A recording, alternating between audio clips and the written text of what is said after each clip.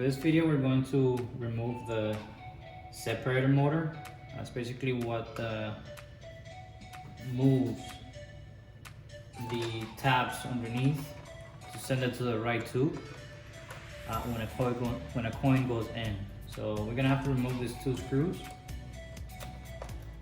You're gonna have to find a T9 or T10. I'm working with the T9 because mine happens to be skinny and it can fit through the hole. But yeah, T10 will do too. So the screws don't come out, they stay in there, okay? So unscrew this. And then you're gonna be able to lift the front lid.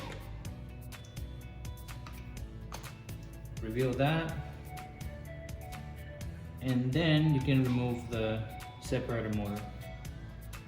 It's that easy.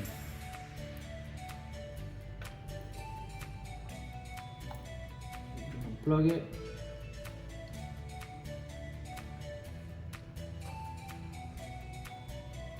Just by pulling on that little connection. Very tiny though, so be careful with the wires. Okay, when you go back in and replace it, just make sure you connect that motor. Connector's gonna stay on the top. Make sure you don't flip it around, just on the top. Okay, go into the gear first, and then just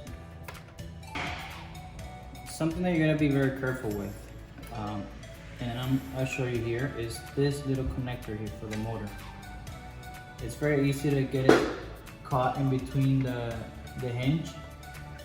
So just make sure when you put it in, it's on this side of the hinge. Because when you put the lid, it'll smash it and possibly cut it because it's very tiny. Push it down. It's gonna be secure once you put the lid.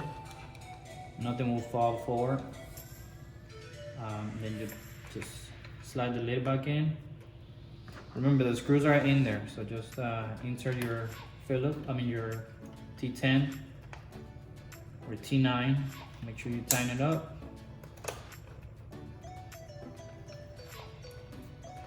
That should do.